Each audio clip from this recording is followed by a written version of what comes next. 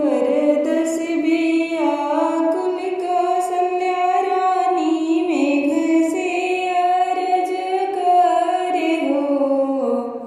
दरदस बिया कुल कौसल्या रानी मेघ से अरज करे हो। मेघ जनी बरिसयावध के धामावात रामजी जन्म लिहले हो।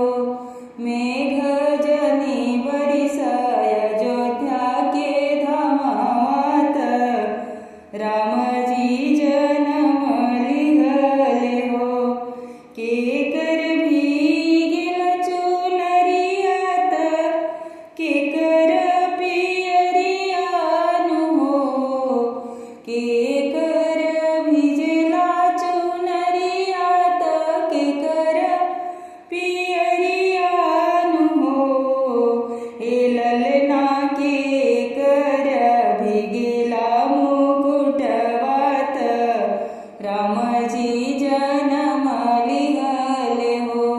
हे ललना केकर भिजेला मुकुटवात रामजी जन्म लिहले हो।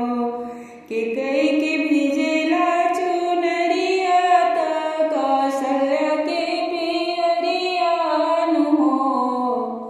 केकई भिजेला चुनरियात कौशल्या के पियरियानु हो।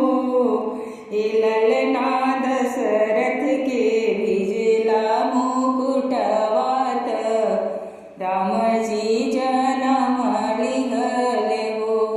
हे ललना दशरथ जी के भिजेला मुकुटवात रामजी जन्म लिहले हो। भिजते में राजा जे भागेले धगड़िन के बोलावेले धगड़िन के बोलावेले हो। हे धगड़िन चली चल हमारा अंगनवात रामजी जन्म लिहले हो। हे धगड़िन चली चल हमारा अंगनवात रामजी जन्म लिहले हो। धगड़िन अइली महलिया अंगनवा में ठाड़ भइली हो। धगड़िन अइली महलिया अंगनवा में ठाड़ भइली हो। धगड़िन मांगेली सोने के हंसुलियात रामजी जन्म लिहले हो।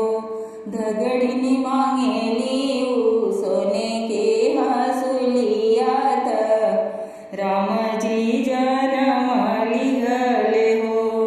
बाहर से राजा चली आइले अंगनवा में ठाड़ भइले अंगनवा में ठाड़ भइले हो। हे धगड़िन देवोया अयोध्या लुटाईत हासुली पहिराई हो। हे धगड़िन देवोया अयोध्या लुटाईत हासुली पहिराई हो। हे धगड़िन अंगना में तोहके नचाईब रामजी जन्म लिहले हो। हे धगड़िन अंगना में तोहके नचाईब राम